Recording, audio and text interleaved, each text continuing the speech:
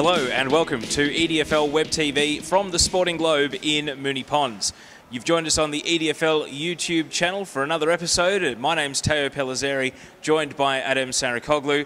Every week when we come down here to the Sporting Globe, we've got so much to talk about and another cracking weekend of action around the EDFL. Adem, where would you like to start? Yeah, it was.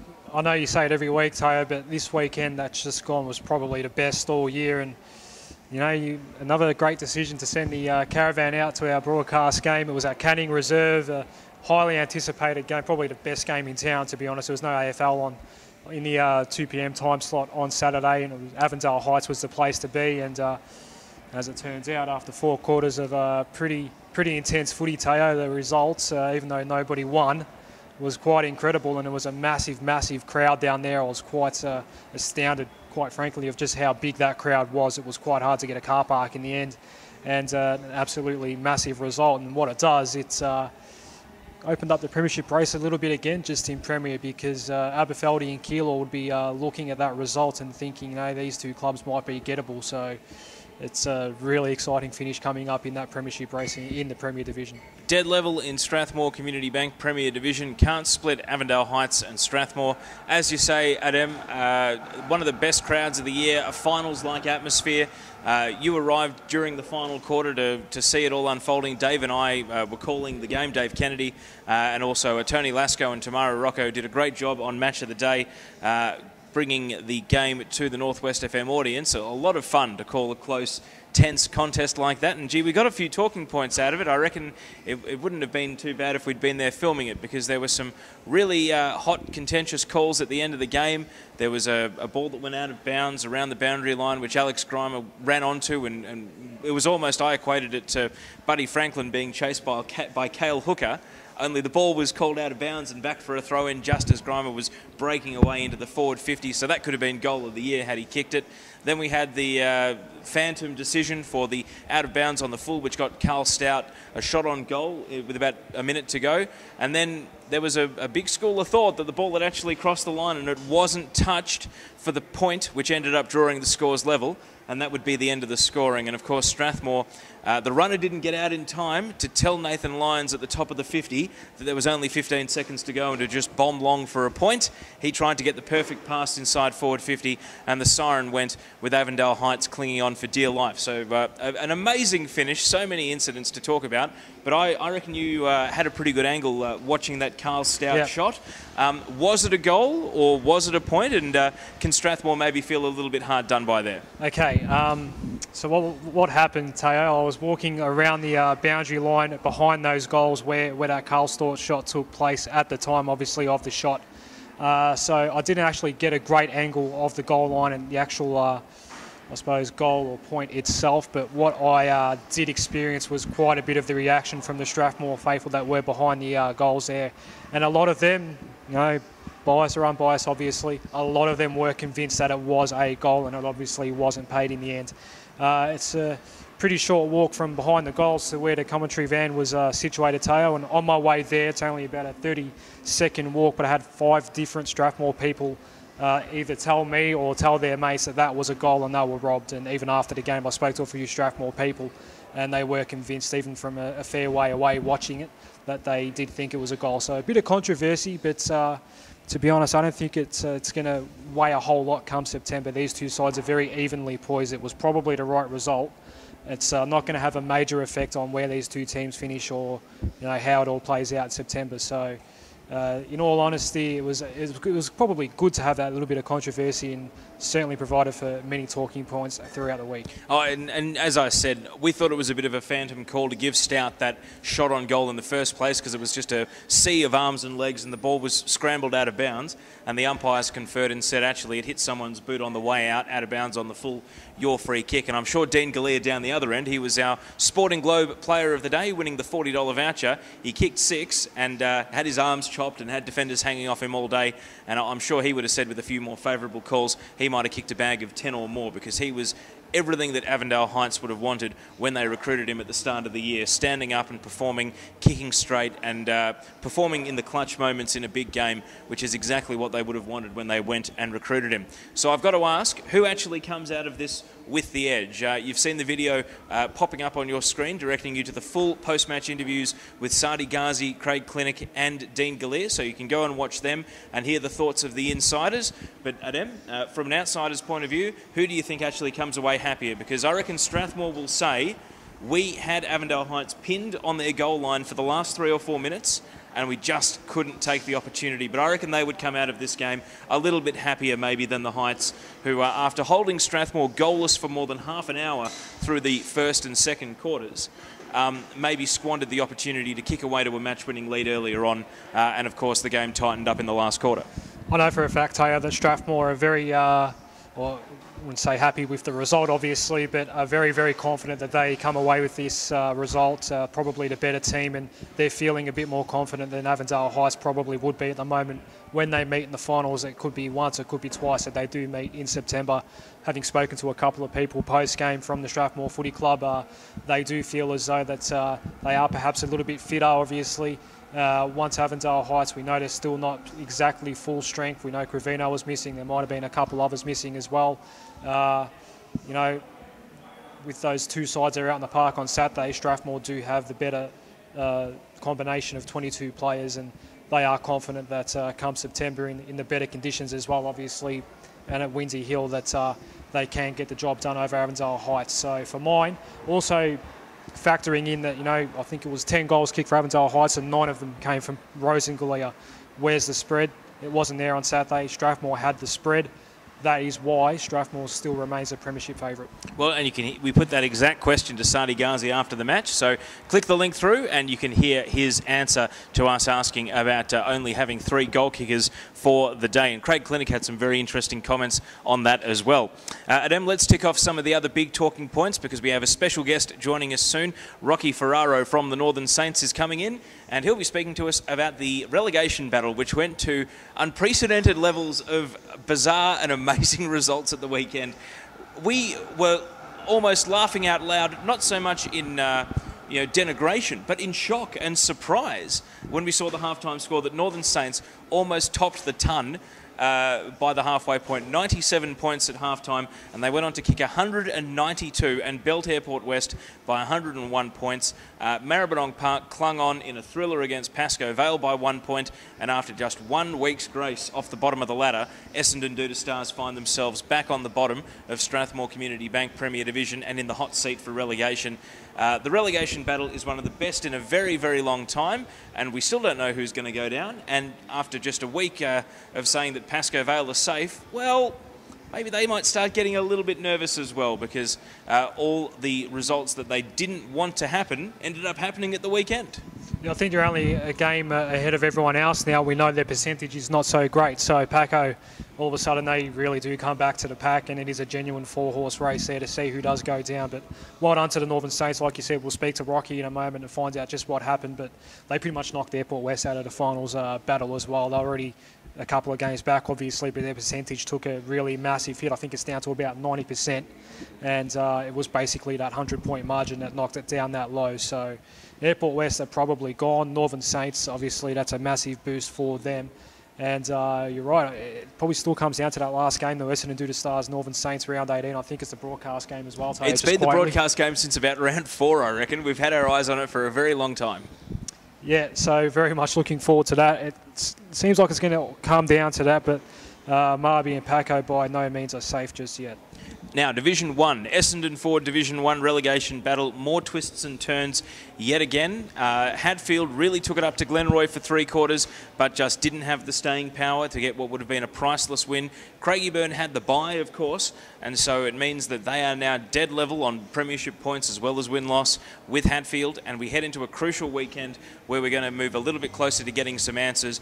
Oak Park just about took themselves out of the equation. They're now on 4 wins along with Hillside, and they both have far better percentages, but the relegation battle remains very compelling. The top 4 more or less locked in, and we'll talk more about the top 4 in the podcast segment. But what's your read on the bottom 4 and the team that ends up unlucky last and gets squeezed down into Division 2 next season? Yeah, the key word there is unlucky. Still 4 teams that can go down, Teo. Oak Park and Hillside on 4 wins, Hadfield and Craigieburn on 3. As I've been saying all year, I take no notice of the byes and the 3 points that come with that.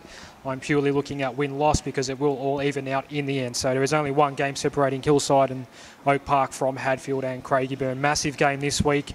I think it might be the broadcast game as well, just quietly. We'll find out later in the show. But Hillside and Hadfield, that is an absolutely crucial game for both clubs there.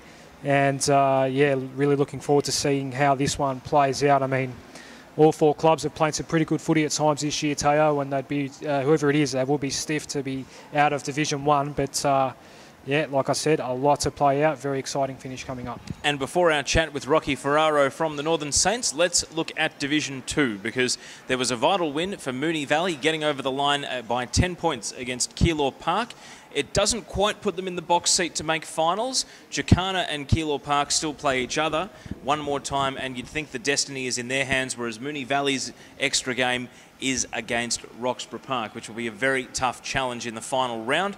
However, they've put themselves right back in the mix. Hello to Moonee Valley. They sent us an email last week just suggesting that they're not actually too disappointed with the season they've had. They've used more than 45 senior players this season and had a pretty tough season after losing some of their marquee recruits and big names to clubs in higher divisions. So Moonee Valley, we appreciate the feedback on EDFL Web TV, and we do acknowledge that you are right there in the top 4 mix, still gunning for 4th spot and a return to September action. Adem, if I was to ask you right now, Jacana, Keilor Park, Moonee Valley, who's going to make it? Who would you pick? Because Jacana only just crawled over the line against East Sunbury. So all three teams are still showing some flaws and still showing some weaknesses as they try to nail down 4th spot. 7 days ago, Teo, I said Moonee Valley. I'm sticking with Moonee Valley as well. I know they've got a very tough game against Roxy coming up in that run home, but they are a better team than Jacana and Keilor Park, as they proved on the weekend with that win against Keilor Park. But this week's pretty massive. It's Keilor Park, Jacana. That's a pretty big game, that one. I suspect Moonee Valley might be hoping Keilor Park gets up in that one because I don't think Keilor Park can make finals. And Moonee Valley, like we said there, they are tracking okay and they've still got enough quality there to make finals. But, yeah, whoever does get into that 4th spot in the end, I, to be honest, can't see them having too much of an impact on those top 3 sides. I reckon Cobec Districts has whoever they play against covered. Well, we'll talk more about that in the podcast segment of the show. Make sure you click the links and go through to that section. You're watching EDFL Web TV from the Sporting Globe in Moonee Ponds. It's at 690 Mount Alexander Road, and you're watching on the EDFL YouTube channel. Coming up next, Rocky Ferraro from the Northern Saints joins us right here at the Sporting Globe.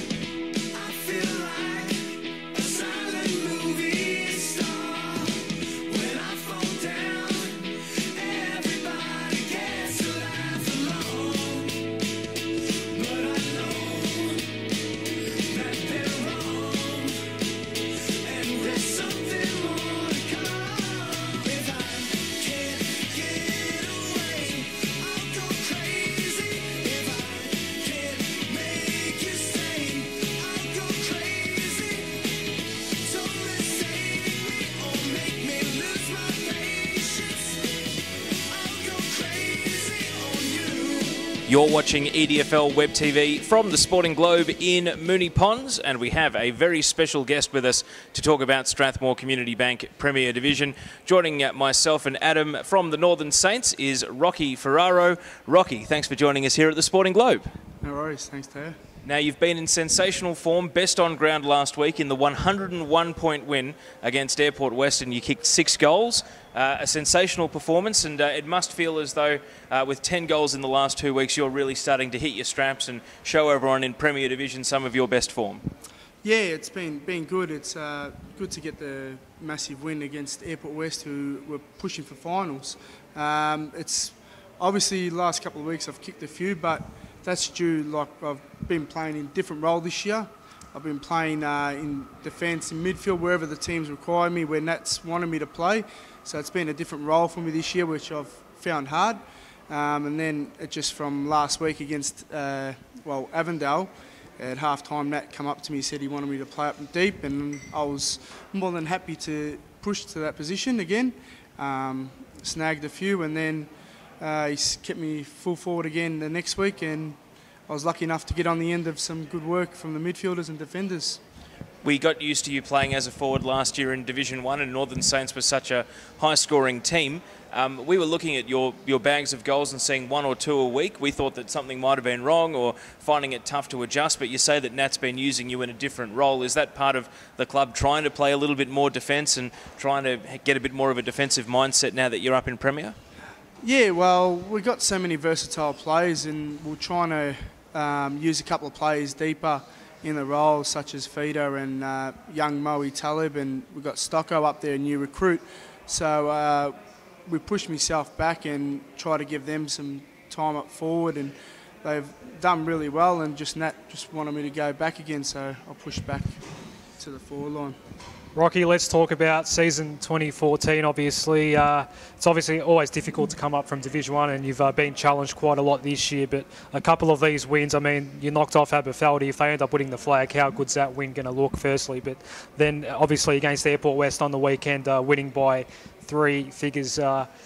You know, what's it been like this year in Premier Division? How have the boys handled it? Obviously, we know that you guys are so potent offensively, but on the flip side, you do give away a lot of goals as well. So we're almost we're in our final stretch now of the season. How has the season gone for Northern Saints? Yeah, obviously it's easy to say. It's been a hard year to comprehend, but credit to our players, our own players. We've had full confidence in every week we've gone out to perform at our best.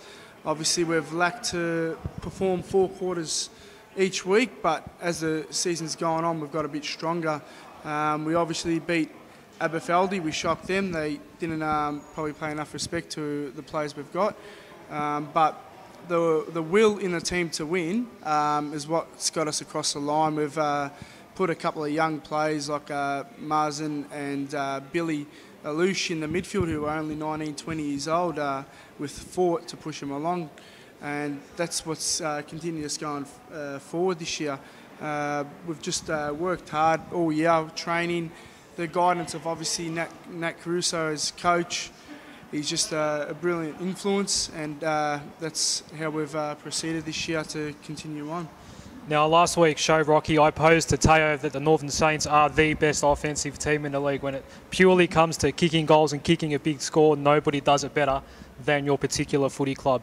Talk us through sort of how that happens week in, week out. I mean, is it something that you guys pride yourselves on, just being able to kick a big score and sort of sending the message to the opposition, hey, if you want to beat us, you've got to, you know, match us in front of goal? Is that a real key? And on the flip side as well, what are you guys trying to do to improve the game defensively as well? Well, on the weekend it was really well defensively, but we pride ourselves in close as a hard football team. On the weekend we ended up sort of flooding the back line, and then proceeded forward because we knew we had the leg speed to take them on. And as you said, offensively we've been good. Defensively this year we've struggled a little, but at training we've been working at it, and now it's starting to show that we can be defensive as well as attacking. We've got numerous, especially with Matthew Stocko, the new recruit coming forward and kicking bags of goals for us, and another new recruit with Jed Clother, who come in and snagged 5 on the weekend, and it all counts. So these young players are pushing forward as the season goes on and developing as a group, which has pushed us well instead out of relegation. What about Nat as a coach? We sort of in the media see him as a lead by example coach, not too much shouting or ranting and raving, and obviously being a playing coach rather than shouting from the sidelines. He's got to go and do his heavy lifting out on the field. But what's it like being coached by him, and how has he developed, I think, what would you say, as a mentor to the group? Last year you were winning every week. This year it's far more of a battle. So what have you noticed from him as he gets comfortable with being a senior coach? Obviously only having done it for a couple of years, he's, you know, very much still developing his ethos and strategies as well. What have you noticed from him that might have changed from last season as he tries to lead the group? Well, obviously getting that first year under his belt through experience of coaching has been good for him, but just personally he knows what to do. He approaches everyone differently. Everyone's got their different way of being approached, and he confronts them and tells them what you need to do. he points it out and he expects you to do that job. He on the field, he gets to the contest, he wins the contest, and he does his job week in, week out, as does his brother Fort, and it only inspires the rest of the team to continue and follow their footsteps. Rocky, 3 weeks to go in the season, and what we do know is that either the Northern Saints, Pascoe Vale, Maribyrnong Park, or Essendon due to Stars will be going down this year. You've got to face Aberfeldy, who you did beat, obviously, the first time around. Strathmore, who are probably your premiership favourite, and then that massive game against the Stars in the final round. So has there been much talk around the club how you approach these final 3 weeks, what the focus is going to be, but also how important it is for your particular club to stay up and be in the Premier Division again in 2015? Yeah, we haven't really spoken about due to Stars, to be honest. We've taken it every week as it comes, and Aberfeldy, we're taking them with full confidence this week, and we're going to go out and try and get the 4 points and not rely on the last game of due to Stars, and just try and get that leap in front before the last round. And Aberfeldy this weekend, would not to give too much away, will you play forward or have a different role? And if you have a defensive role, who will you go to? And if you're up forward, who can you expect manning you up from that Aberfeldy backline? Is there someone who you expect to see standing next to you at the first bounce? Well, last time I played him in midfield. I'm hoping not to go back in the back line with my recent form. So, no, I should be back staying in the forward line this week. Not sure who will take me, but I hope he's not too good of a player, so I can get in front and kick a few more goals for the team. Well, keep an eye out for Luke Davis. He's the one from Aberfeldy, Adam, that we've noticed really on fire in that back line in recent weeks. Rocky, obviously a big job ahead for the team with 3 weeks to go. Thanks for coming and joining us at the Sporting Globe, and all the best for your personal form and also the team's form. We appreciate you giving us your time on a work day, and good luck this weekend. Thanks, Teo. Thanks, Adam. You're watching EDFL Web TV from the Sporting Globe in Moonee Ponds. We'll look ahead to our match for broadcast this weekend. That's coming up next. I know that you can hear me now. I know that you don't care.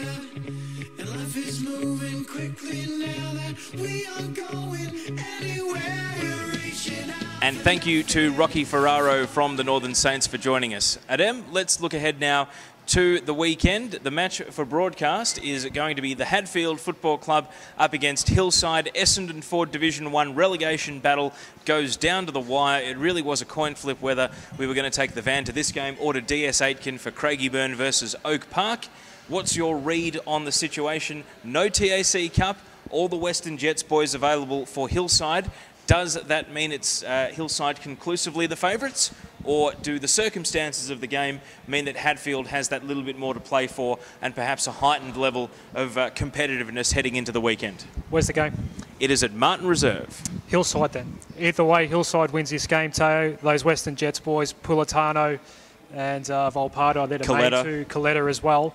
They seem to make such a difference to this side. It's quite incredible their form when these Western Jets players are playing in this team. And if they're all there, we know Kabadia is not available, the quarter cannon for Hadfield, and we don't know who's the other. Judd Brewster, I think. Brewster will play, and Michael Tang, but he might be playing VFL. So if he's a 23rd man in the VFL, then Hadfield, I guess, they'll know by the time you're watching this video, but we don't at the moment because the cleared players from the VFL aren't up. But apologies if our intel is wrong and he is ending up playing. But yeah, you'd think that the Sharks, unless there are strict orders coming from the Western Jets to have a weekend off, they'll be just about at full strength. That's why they win, regardless of whether they're home or away, Teo. I think Hillside wins this game, but expect it to go down to the wire. Now, you're seeing the social media networks appear on your screen. Make sure you download Team App for your iPhone or your Android smartphone. It's the easiest way to listen to the Northwest FM coverage of Match of the Day. We start at 1 p.m. with EDFL Preview. Just want to say thank you to Warren Bonello, from the Greenvale Under-18s coach, who came on EDFL Preview last weekend. We had a great chat about all things Under-18s in the Apprenticeships Group Australia Under-18.5 Premier Division, and some great insights into what Under-18s footy is all about at this time of year. So we don't just focus on senior footy. You get the full range across the EDFL EDFL Spectrum on EDFL Preview, and then we go all the way through to 5:30 p.m. We had Sadi Ghazi, Craig Clinic, and also Dean Galea in the box after the match at the weekend, breaking down that amazing draw between Strathmore and Avondale Heights. So stay with us for the full day, and if you're out of range for 98.9 FM, don't forget to get Team App, and you can take it wherever you go.